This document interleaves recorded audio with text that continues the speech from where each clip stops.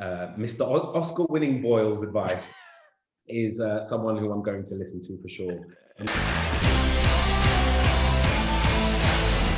If, say, Marvel came around like tomorrow and went, listen, we love it, would you be interested in doing this? Well, you know what's really interesting? I've had some really helpful conversations. I sat down for lunch with Joe Cornish. I went for dinner with Danny Boyle, and they've just given me some amazing advice about this moment off the back of making your first film and what will be put in front of you and not rushing. And, you know, talking to Joe about that moment after Attack the Block and what was put in front of him and him taking his time and how important it was for him to know what he was going to do next.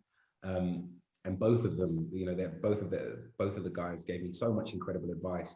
But the thing that Danny said that really resonated with me was that you're in the best position as a storyteller if you've got a script under your arm off the back of your first film. And he was like, do you? And I was like, I do. And so I think Mr. Oscar-winning Boyle's advice is someone who I'm going to listen to for sure. I'm going to lead into my next idea, I think. Yeah, I guess for both of them, I mean, there are examples of both their careers. It's, you know, it's about control. And, you know, the minute you start playing with studios that are more interested in you telling their story than you telling the story that perhaps you signed up to tell, then you are going to eventually lose sight of, you know. The truth is, I'm a huge fan of Marvel. I mean, I've seen every single one of the movies over the last decade, and some of the movies that have come out of that staple, for me, shine brighter than others because of that author's fingerprints. And Iron Man and Jon Favreau, like that, for me, is the one that I always return to because it really feels like him. And the same with Coogler and Black Panther. You know, it feels like a Coogler movie. And I don't know whether it's a negotiation between the talent and the studio, or whether it's just who the director is and how important it is to them to have their voice in their writing.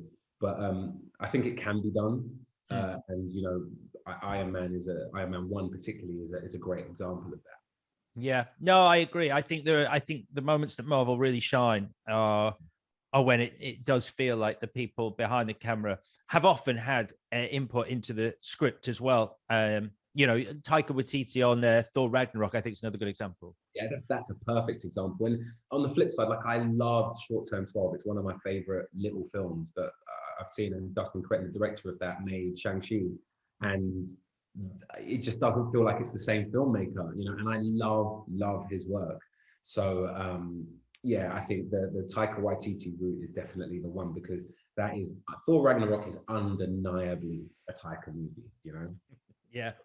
So you don't have to tell me, because I'm sure it's all under wraps, but you could at least maybe give me a little... Hello, Alex here. Thank you for watching this video. I hope you enjoyed it. If you want to get in touch with us at all, for any reason, you can find us on Twitter and Instagram at JTFpod. And don't forget to subscribe to the full audio podcast on Apple, Spotify, or wherever you get your pods.